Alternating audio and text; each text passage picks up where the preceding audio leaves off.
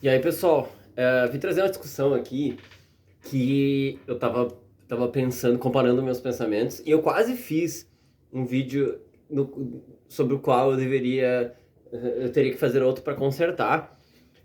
Mas o tema principal é o seguinte: quando tu tá tentando tirar conclusões de algo, tu tem que sempre desconfiar da tua perspectiva, do teu ponto de vista, porque talvez tu esteja olhando de um ângulo onde tu vê as coisas da forma equivocada, ou tu pega um número amostral de uma população, de um grupo, de uma pesquisa de laboratório, e eu tô falando, não tô falando nem daquela coisa da evidência anedótica, onde a pessoa, ela diz, mas o meu tio fumou por 50 anos e ele nunca teve câncer de pulmão, né?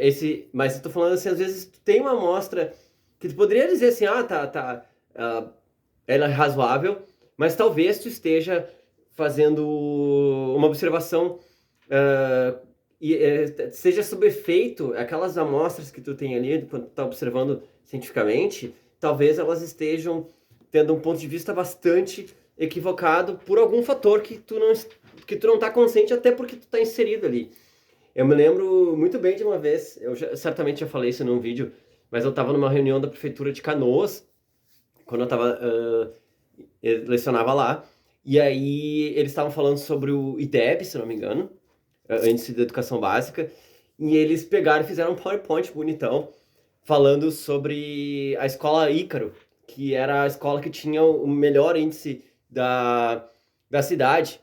E aí isso me fez ficar um pouco indignado, me lembro que eu interrompi e disse, gente, vocês estão querendo comparar o Ícaro com as outras escolas para que a gente use como modelo o Ícaro, mas o Ícaro não é uma escola comparável com as outras. Os resultados do Ícaro tem provavelmente um dos principais motivos é justamente o fato que ele era uma escola que era construída anexa ao Quinto Comar. O Quinto Comar é tipo a vila onde moram os militares, né? O pessoal da aeronáutica em Canoas.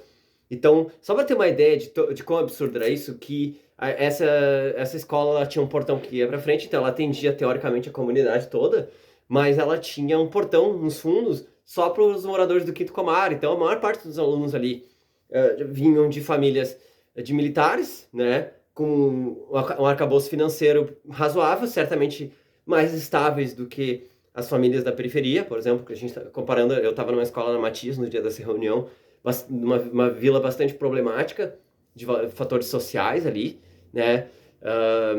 E aí, como é que tu vai comparar? Eles pegaram uma amostra muito ruim, eles não pegaram uma amostra, um modelo genérico, né? Um modelo de escola que poderia se comparar às outras. Não era uma escola de uma periferia que estava indo bem, né? Então, esse tipo de perspectiva pode ser bastante te levar a equívocos quando tu está observando. O que aconteceu comigo aqui é que eu estava trabalhando em escola em um serviço que é o serviço que as escolas ofertam, que tu fica com as crianças antes ou depois das aulas, porque aqui geralmente as aulas é das 9 às 3, então às vezes tinha pais que largavam o filho às 8 para que eles ficassem ali sendo cuidados, e brincando, jogando, montando Lego, tinha milhões de coisas ali. E uh, praticando esportes e tudo mais. E a nossa função ali era garantir que eles estavam bem, de que eles estavam seguros e tudo mais, fazendo a função ali do adulto no local. E, e aí, a mesma coisa depois das 3, era muito mais, obviamente tinha muito mais criança depois das 3, ficavam tipo das 3 até as 5, a grande maioria, assim. É, essa convivência ali me fez ter uma visão bastante negativa em relação ao comportamento e ao que tangia assim a disciplina das crianças da Austrália, e me lembrava algo, ficava entre o meio termo assim das minhas experiências, assim, né? Ficava um meio termo entre as melhores escolas particulares ali de Florianópolis e as escolas de periferia que eu dei aula, né?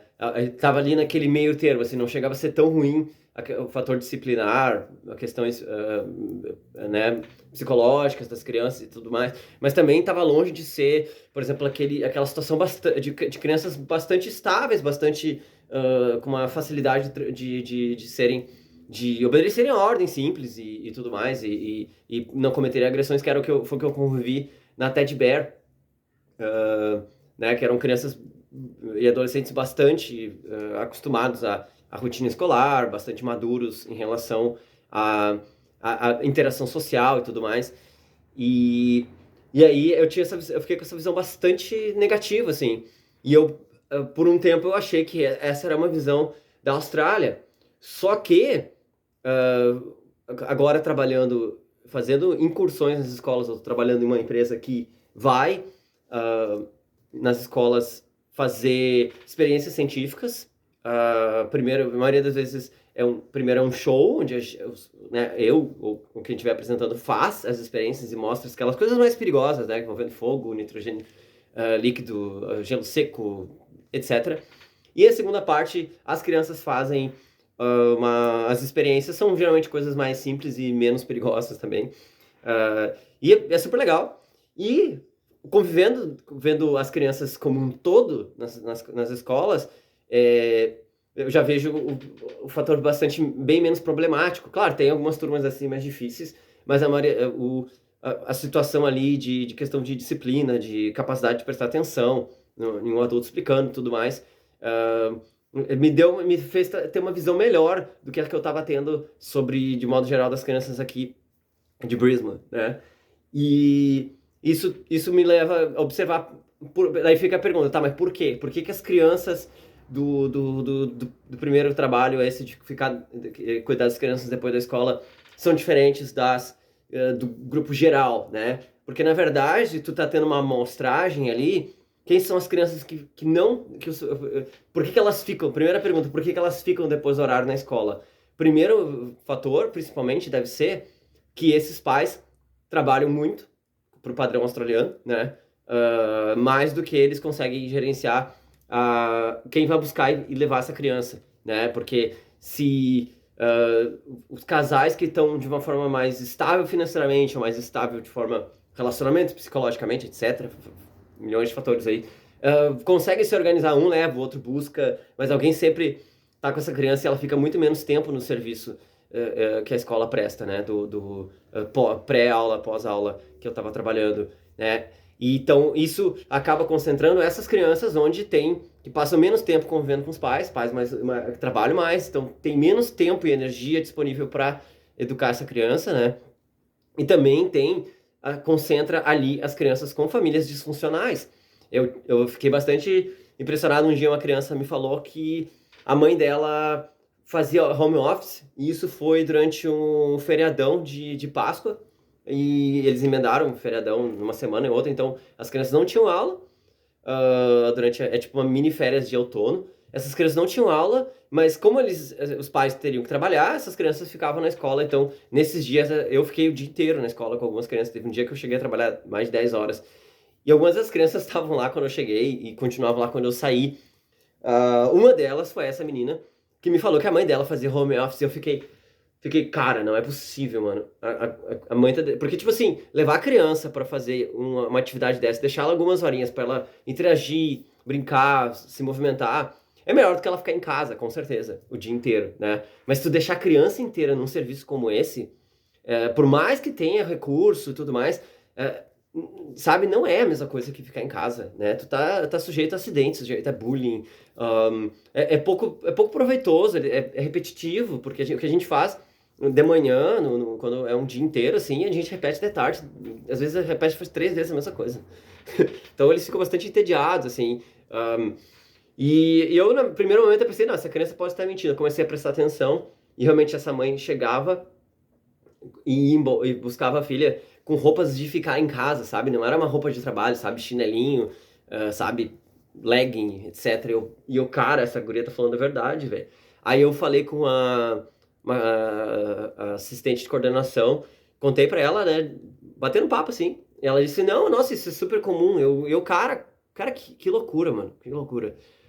Aí tu acha, né, que essa criança que vive numa situação onde os pais não estão dispostos a gastar seu tempo e energia educando, sobra para a escola, né? E não é surpresa, essa menina que eu tô relatando, ela era muito difícil, muito difícil. Ela incomodava bastante os outros, ela não sabia se divertir, ela não sabia ganhar e perder, sabe, nas competições. Uma criança muito difícil, muito difícil. Essa é algo que eu sempre digo, assim, quando uma criança ela tem uma dose equilibrada de afeto e disciplina, é uma criança feliz. As crianças mais felizes não são as que os pais dão liberdades plenas, absolutas. Óbvio que aquelas que recebem muita disciplina também, elas são muito tensas, né? Mas quando os pais acertam essa dose, são as crianças mais felizes. Tu deixa elas ali num cantinho, elas começam a brincar e fantasiar, ou que se tem outras, elas interagem de forma saudável, né?